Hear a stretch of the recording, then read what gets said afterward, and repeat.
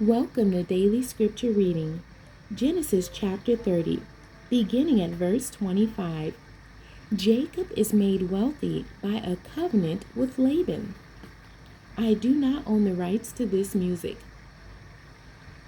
And it came to pass, when Rachel had borne Joseph, that Jacob said unto Laban, Send me away, that I may go unto my own place and to my country.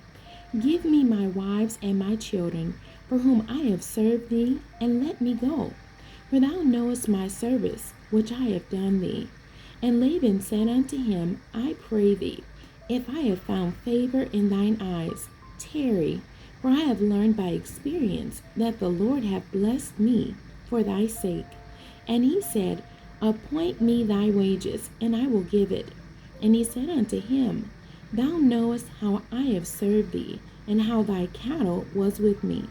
For it was little which thou hadst before I came, and it is now increased unto a multitude. And the Lord hath blessed thee since my coming. And now when shall I provide for my own house also? And he said, What shall I give thee?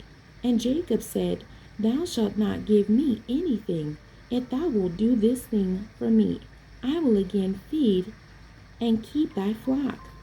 I will pass through all thy flock today, removing from thence all the speckled and spotted cattle, and all the brown cattle among the sheep, and the spotted and speckled among the goats, and of such shall be my hire.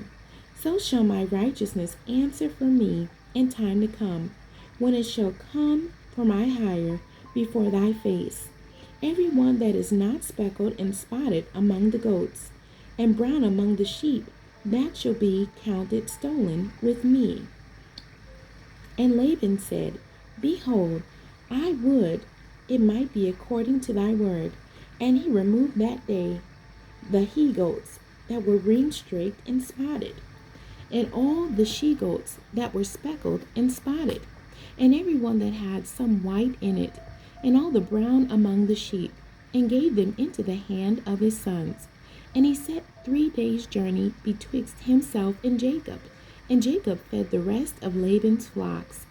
And Jacob took him rods of green poplar, and of the hazel and chestnut tree, and peeled white strakes in them, and made the white appear which was in the rods.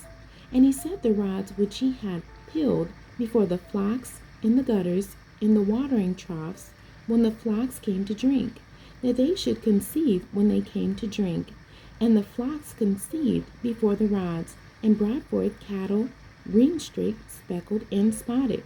And Jacob did separate the lambs, and set the faces of the flocks toward the ring-straked, and all the brown in the flock of Laban. And he put his own flocks by themselves, and put them not unto Laban's cattle. And it came to pass, whensoever the stronger cattle did conceive, that Jacob laid the rods before the eyes of the cattle in the gutters, that they might conceive among the rods. But when the cattle were feeble, he put them not in. So the feebler were Laban's, and the stronger Jacob's. And the man increased exceedingly, and had much cattle, and maidservants, and menservants, and camels and donkeys. The end. God bless you, and thank you for joining me today.